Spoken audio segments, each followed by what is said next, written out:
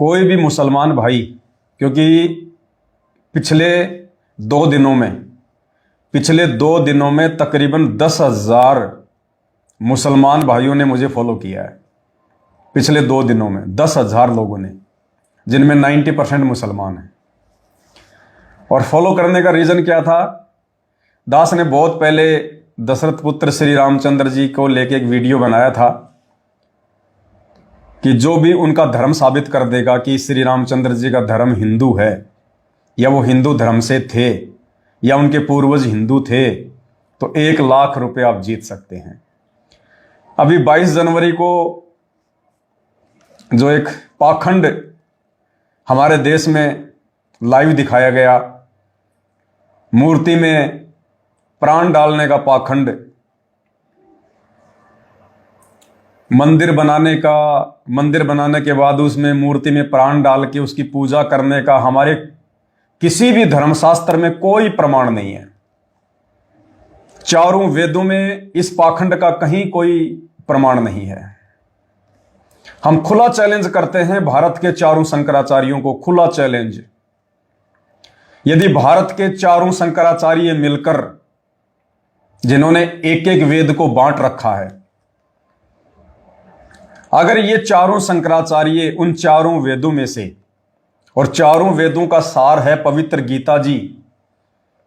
तो 4 वेद और श्रीमद् भागवत गीता, इन 5 ग्रंथों से यदि हमारे देश के चारों शंकराचार्य मिलकर ये साबित कर दें, ये प्रमाणित कर दें कि सनातन धर्म में, सनातन संस्कृति में, हमारे वेदों में, गीता जी में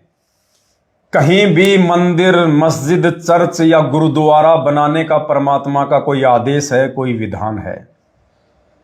या मंदिर बनाने से परमात्मा प्रसन्न होता है, भगवान प्रसन्न होता है,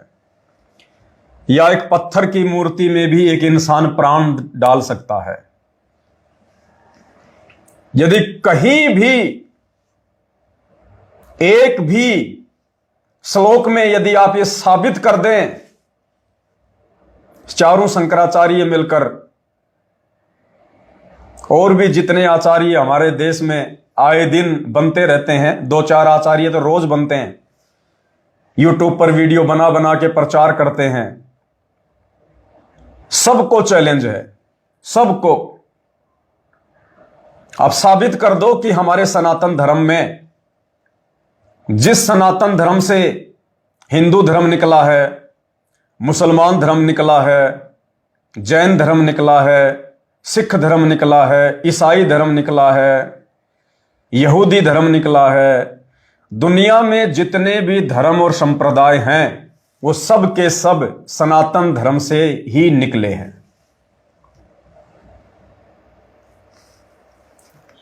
कोई भी शंकराचार्य साबित कर दो,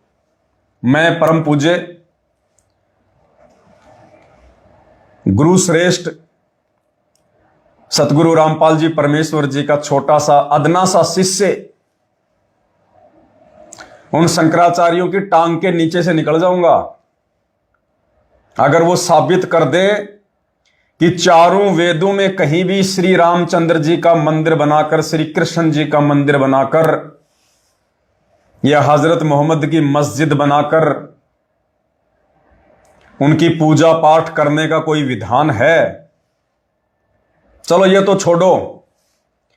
मैं भारत देश के चारों शंकराचार्यों को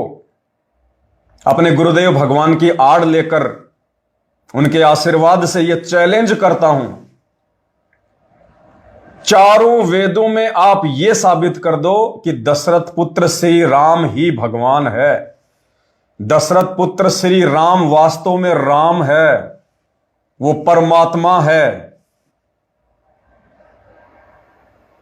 और राम राम राम राम या जय श्री राम उनका बीज मंत्र है। ये 2 बातें भारत देश के सभी आचार्य, शंकराचार्य, राम भद्राचार्य, निम्बाचार्य, जितने भी आचार्य हैं इस देश में, वो साबित कर दो कि दशरथ पुत्र श्री राम ही वास्तव में राम है, वो राम जिसके विषय में कहा जाता है कि दुनिया चले ना श्री राम के बिना, वो राम है जो दुनिया चला रहा है। साबित कर दो। और जय श्री राम या राम राम राम राम राम राम राम राम। राम भद्राचार्य जी का एक इंटरव्यू मैंने देखा था, उसमें वो कह रहे थे कि मैं प्रतिदिन 2 लाख राम राम राम राम राम राम राम राम जपता हूं। तो राम भद्राचार्य जी से, चारों शंकराचार्यों से निवेदन है, प्रार्थना है और चैलेंज भी है कि श्री राम को, दशरथ पुत्र राम को दुनिया बनाने वाला, दुनिया रचने वाला और दुनिया चलाने वाला राम साबित करके बता दो, चारों वेदों से या रामायण से, महाभारत से, 18 पुराणों से। और जय श्री राम राम राम राम राम उनका बीज मंत्र है, उनका मूल मंत्र है। ये 2 बातें साबित कर दो, आजीवन तुम्हारी गुलामी करूंगा, आजीवन जैसा कहोगे वैसा करूंगा। अन्यथा ये भारत देश की सरकार परम पूज्य सतगुरु रामपाल जी भगवान के इस छोटे से, अदने से, नाचीज,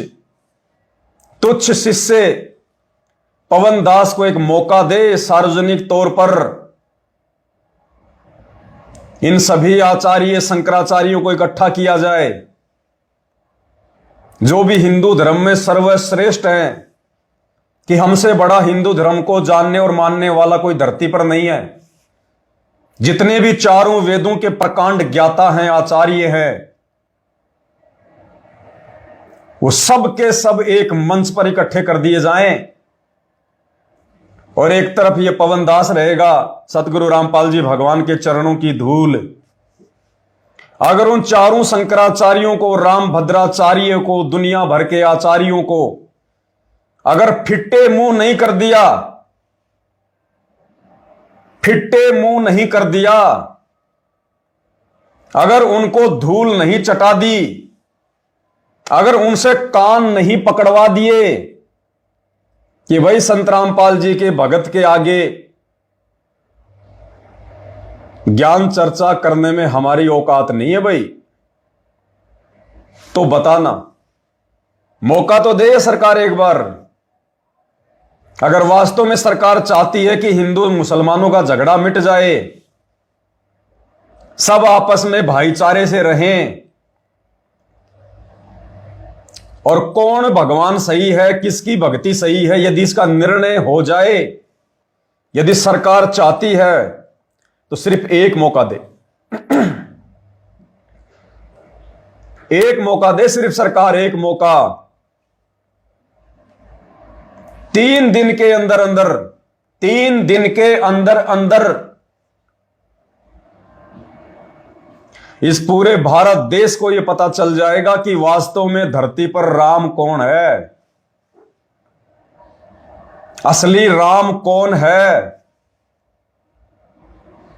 जिस राम की भक्ति के लिए ना मंदिरों की आवश्यकता है, ना मूर्तियों की आवश्यकता है, ना पाखंड की आवश्यकता है। वो राम कौन है जिसने दुनिया बनाई, जिसने दुनिया रचाई, जो दुनिया को चला रहा है, जिसने राजाओं को राज दे रखा है, मंत्रियों को जिसने पद दे रखे हैं, वो राम कौन है। इस देश में हिंदू मुसलमान का झगड़ा ही समाप्त हो जाएगा यदि भारत सरकार मुझ पवन दास को मात्र 3 दिन का समय दे, मात्र 3 दिन का। मुसलमान धर्म के जितने भी मुल्ला, मौलवी, काजी, कुरान शरीफ के जितने बड़े ज्ञाता, कुरान मजीद के जितने बड़े ज्ञाता, तौरेत और जबूर के जितने भी बड़े ज्ञाता हों, मुसलमान धर्म के जो शीर्ष धर्मगुरु हैं, उन सबको इकट्ठा कर दिया जाए एक मंच पर। और एक तरफ परम पूज्य सतगुरु रामपाल जी भगवान का ये छोटा सा अदना सा कुत्ता पवन दास हर प्रकार से उन मुसलमान धर्म के मुल्ला मौलवियों के अगर कान नहीं पकड़वा दिए, अगर शर्म के मारे, लज्जा के मारे अगर उनकी गर्दन नीचे ना हो जाए तो भैया जो कहोगे वो करूंगा, एफिडेविट पे लिख के दूंगा। अगर ऐसा नहीं हुआ तो इस पवन दास को किसी भी चौराहे पे नंगा करके फांसी तोड़ देना, एफिडेविट लिख के दूंगा, एफिडेविट।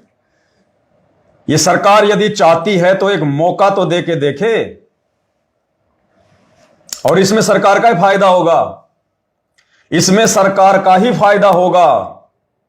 अन्यथा 2028 तक ना ये सरकार रहेगी और बहुत भयंकर तांडव मचेगा धर्म के नाम पर, बहुत भयंकर।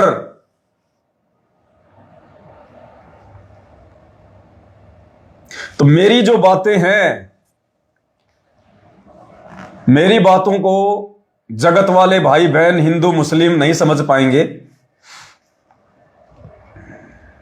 क्योंकि ये उस समय समझेंगे हमारी बातों को, सात संगति की बातों को, जिस समय ये परम पूज्य सतगुरु रामपाल जी भगवान के सत्संग सुनना शुरू करें। तब इनकी बुद्धि खुलेगी, इनकी बंद बुद्धि के पट खुलेंगे, ताले खुलेंगे, इससे पहले नहीं खुल सकते।